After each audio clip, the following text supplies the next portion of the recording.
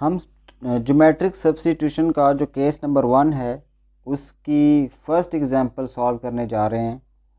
जो हमें गिवन है कि एक इंटीग्रल आपको गिवन है जी 1/√4 + x² और dx। ठीक है, ये हमें दिया गया है और अभी हम देखेंगे क्या ये हम इसको इजीली सॉल्व कर सकते हैं। तो अगर हम नॉर्मली देखें तो सबसे पहले तो हमारी अप्रोच ये होनी चाहिए कि हम देखें कि कोई सिंपल ऐसी टेक्निक है जो इस इंटीग्रल को एवेल्युएट कर देगी। तो उसके लिए एक सब्स्टिट्यूशन की टेक्निक है जो कि सिंपल सब्स्टिट्यूशन है, जो हम यू वाली सब्स्टिट्यूशन करते हैं।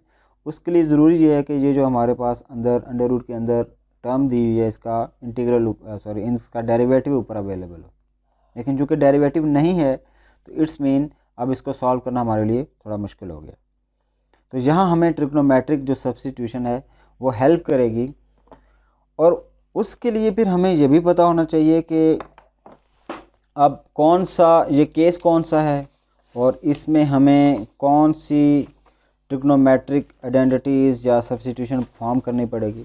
तो सबसे पहले तो जिस तरह ये टेबल हमने शुरू में या पिछले लेक्चर में या पिछली वीडियो में देखा था कि ये एक टेबल हमें गिवन है कि इस टेबल को देखते हुए हम आइडेंटिफाई करेंगे ये हमारा कौन सा केस है। तो अगर आप थोड़ा गौर करें तो इसमें क्या लिखा हुआ है जी, ये एक कांस्टेंट है, ये असल में a का स्क्वायर है प्लस x का स्क्वायर। तो ये हमारा केस नंबर 1 बन रहा है। तो जब ये केस नंबर 1 है तो हमें ये वाली सब्स्टिट्यूशन परफॉर्म करनी होगी। ठीक है, तो ये हमें सबसे पहले क्लियर हो। अब इसमें हमारा सबसे पहले तो हमारी कोशिश ये होगी कि हम ये आइडेंटिफाई कर सकें कि इसमें a क्या है। तो अब इसमें अगर देखा जाए तो एक जो हमारा ये टर्म a स्क्वायर थी उसकी जगह 4 लिखा हुआ है। तो हम इसमें से सबसे पहले a² = 4 कर लेते हैं और a को आइडेंटिफाई करते हैं। तो अगर मैं इस दोनों साइड का अंडर रूट लूँगा तो मुझे पता चल जाएगा कि मेरी a की जो वैल्यू है दैट इज़ 2। ठीक है, तो हमें पता चल गया कि a की वैल्यू 2 है। तो अब इसको सॉल्व करना हमारे लिए इजी हो गया। तो इसका सोल्यूशन इज़ कि हम क्या सब्स्टिट्यूशन परफॉर्म करेंगे। हमें पता चला कि ये केस नंबर 1 है। तो केस नंबर 1 के लिए वी विल सब्स्टिट्यूट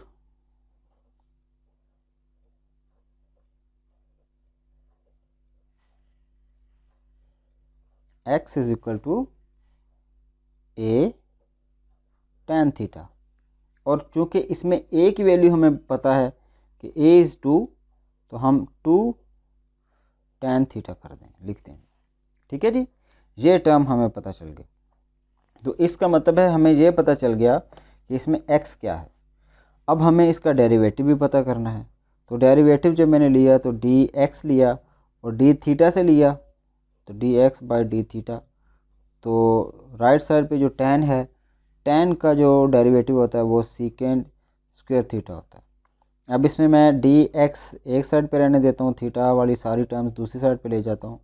तो second square theta into d theta. ठीक है जी, तो अब इसमें हमें दो चीज़ें पता चल गई। एक तो हमें ये x की वैल्यू पता चल गई और दूसरी हमें ये dx की वैल्यू पता चल गई। इससे ये हमें फ़ायदा होगा कि हम जहाँ जहाँ x हमें मिलेगा वहाँ वहाँ हम ये वाली वैल्यू पुट कर देंगे और जहाँ हमें dx मिलेगा वहाँ हम ये वाली वैल्यू पुट कर देंगे।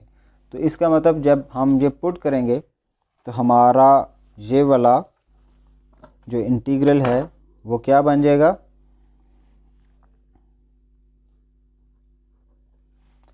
सो वी गेट इंटीग्रल ऑफ, अब मैं dx की वैल्यू पुट करता हूँ जो कि 2 second square theta into d theta आ गई। और इसके नीचे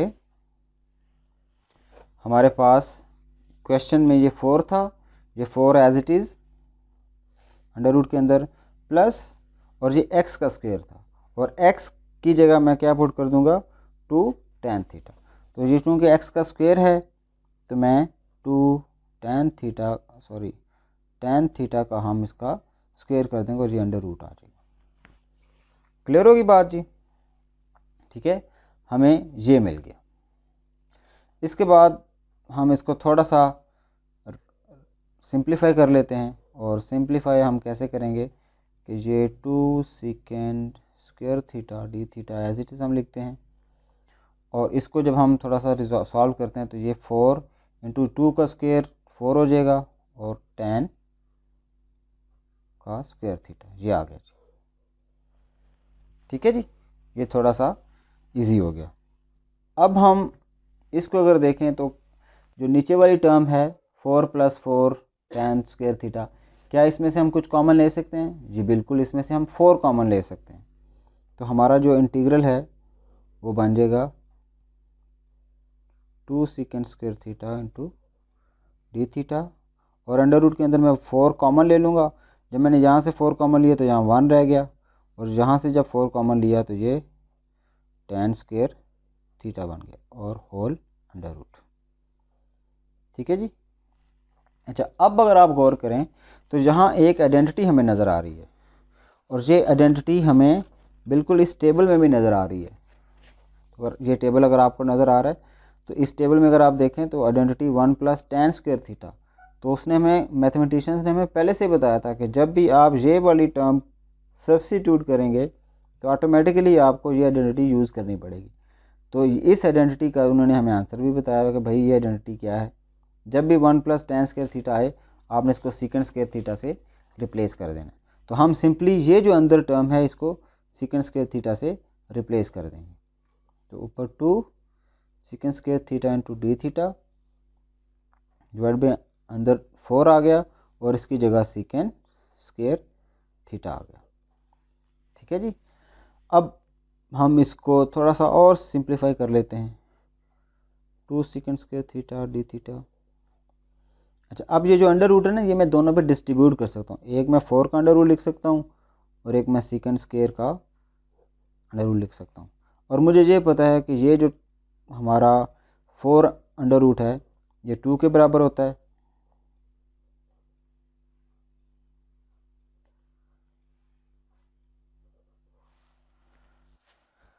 और ये 2 आ गया।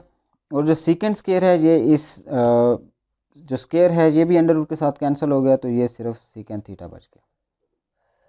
सॉरी, ये गलती से हो गया। अच्छा, अब ये 2 मैं इसके साथ कैंसिल कर दूंगा, और ये जो एक सेकंड थीटा है ये मैं स्क्वायर के साथ कैंसिल कर दूंगा।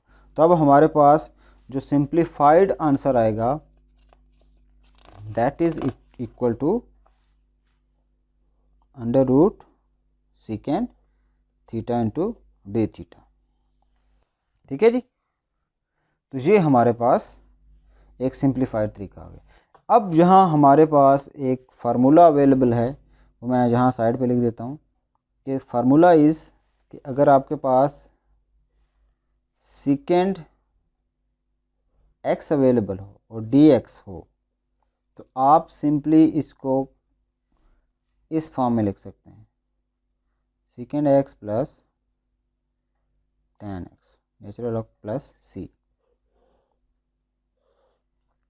तो ये हमें फार्मूला गिवन है, तो हम ये फार्मूला यूज़ करते हुए अपने इस इंटीग्रल को रिजॉल्व कर लेंगे। ठीक है जी। तो ये हमारा आंसर क्या बनेगा, तो ये सेकंड थीटा है तो थीटा की टर्म में है, तो हमारा आंसर भी थीटा की टर्म में आएगा। तो हमारा आंसर आएगा जी natural log of second theta plus tan theta plus C. ठीक है जी। तो ये हमारा आंसर आया कि हमने इंटीग्रल को इवेल्युएट कर लिया। अब यहाँ तक तो हमारा बहुत सारा काम हो गया है और इंटीग्रल को हमने इजीली सॉल्व कर लिया है, लेकिन अब यहाँ एक प्रॉब्लम ये आ गई कि हमें जो इनिशियल क्वेश्चन दिया हुआ था, कि अगर हम इस क्वेश्चन को गौर से देखें तो ये वेरिएबल x का एक फंक्शन था पूरा, लेकिन जो हमारे पास आंसर आया ये आंसर तो थीटा में है। अब इसका मतलब ये हुआ कि हमें कन्वर्जन परफॉर्म करनी पड़ेगी। तो कन्वर्जन कौन सी है, हमें थीटा से वापस x में जाना पड़ेगा। अब हम अपने वेरिएबल थीटा को बैक वेरिएबल x में कन्वर्ट करेंगे। ठीक है, क्योंकि हमारे पास जो आंसर आया था वो थीटा वाली टर्म्स में आ गया था। तो अब उसमें कन्वर्ट करने के लिए अब हमें क्या चीज़ ज़रूरत पड़ेगी, अब अगेन हमें एक ट्रायंगल का सहारा लेना पड़ेगा, और वो हम ट्रायंगल थोड़ी सी बना लेते हैं। तो ये हम छोटी सी हमने ट्रायंगल बना ली, और इस ट्राइंगल में अकॉर्डिंग टू फर्स्ट केस जो हमने ज्योमेट्रिकल कंस्ट्रक्शन पढ़ी थी, तो हमारा फर्स्ट केस ये कहता है, जिस तरह हमने ये पढ़ा था कि फर्स्ट केस कहता है कि आपका जो हाइपोटेन्यूज है वो ये होगा, बेस ये होगी, परपेंडिकुलर ये होगा। तो हम उसी तरह लिख लेते हैं, एक्स ये होगा, ए की वैल्यू भी कुछ होगी। अब ए की वैल्यू हमें पता है क्योंकि हमें क्वेश्चन में बिल्कुल शुरू में बताया गया था कि हमारा ए क्या है, और हमने उस टाइम इसको आइडेंटिफाई कर लिया था कि हमारी ए की वैल्यू 2 है। तो इसका मतलब हम इसको ए को 2 के इक्वल लिख लेते हैं, और जहाँ हमारा जो आंसर आएगा वो होगा 4 + x का स्क्वायर। तो ये हमारी ज्योमेट्री बन गई। इस ज्योमेट्री को यूज़ करते हुए अब हम कन्वर्जन परफॉर्म कर लेंगे। अब चूंकि हमने जो सब्स्टिट्यूशन की थी वो क्या की थी, वो tan की फॉर्म में थी, ठीक है, वो tan थी कि हमने क्या कहा था जी, हमने कहा था जी x = 2 tan थीटा। हमने असल में ये सब्स्टिट्यूशन की थी, और ये जो आंसर आया है ये आंसर हमें कहता है कि भाई अब आपको कहाँ कहाँ चेंजेस करने की ज़रूरत है। आपको किसी तरह सेकेंड थीटा की वैल्यू मालूम करने की ज़रूरत है और tan थीटा की वैल्यू मालूम करने की ज़रूरत है, ठीक है। अब हमने जो सब्स्टिट्यूशन परफॉर्म की थी ना ये वाले, इससे हमें tan थीटा की वैल्यू तो फ़ौरन पता चल जाएगी। हम यहाँ से इसको थोड़ा सा रीअरेंज करते हैं तो 2 को दूसरी साइड पे लेके जाएंगे, तो tan थीटा जो हमारे पास है ना ये x/2 आ जाएगा। तो इसका मतलब है कि tan तो हमें यहाँ से मिल गया, tan थीटा की वैल्यू x की टर्म में हमें मिल गई। अब हमें ज़रूरत पड़ेगी किसकी, जो दूसरी टर्म थी। तो दूसरा हमारा आंसर के अंदर जो दूसरी टर्म थी दैट वाज सेकेंड थीटा। अब सेकेंड थीटा हमें पता करना है, और हमें सेकेंड थीटा का पता है कि भाई सेकेंड थीटा असल में इक्वल होता है 1/cos थीटा के, ठीक है। तो अब cos थीटा, अब ये हमें अगर पता चल जाए ना कि cos थीटा किसके बराबर है इन टर्म्स ऑफ x, तो फिर हम उसको रिवर्स करके सेकेंड थीटा निकाल लेंगे। तो इसका मतलब सबसे पहले हम ये आइडेंटिफाई करते हैं कि भाई cos थीटा किसके बराबर है। तो cos थीटा जो है that is actually equal to base over hypotenuse, a का स्क्वायर + x का स्क्वायर, ये इसके बराबर है। तो वो हमारे लिए क्या होगा, बेसिकली a की वैल्यू चूँकि 2 है और डिवाइडेड बाय 4 + x का स्क्वायर। तो ये किसकी वैल्यू आ गई, ये cos की वैल्यू आई। हमें किसकी मालूम करनी है, सेकेंड की। तो हम क्या करेंगे, हम इसको रिवर्स कर देंगे। तो रिवर्स करने के लिए ये 1/cos हो जाएगा, और तो ये राइट साइड भी आपकी रिवर्स हो जाएगी। तो सेकेंड थीटा जो है वो बेसिकली इक्वल आ जाएगा 4 + x का स्क्वायर डिवाइडेड बाय 2। क्लियर होगी बात। अब इसका मतलब है हमें दो चीज़ें पता चल चुकी हैं, हमें tan थीटा भी x की टर्म में पता चल चुका है, और हमें सेकेंड थीटा भी x की टर्म में पता चल चुका है। अब हमें सिंपली क्या करना है, अब हम सिंपली ये दोनों वैल्यूज़ अपने उस आंसर के अंदर पुट कर देंगे। तो इसको मैं थोड़ा सा सिंप्लीफाई करके लिख लेता हूँ, आपको इजीली समझ आ जाए। हमारा जो ओरिजिनल इंटीग्रल था वो एक्चुअली इक्वल था 1/4 + x का स्क्वायर इंटू dx के, और हमने जो इसका आंसर निकाला था that was natural log of mod second theta + tan theta + c। और यहाँ से हमने tan थीटा की और सेकेंड थीटा की वैल्यूज़ पता कर ली हैं।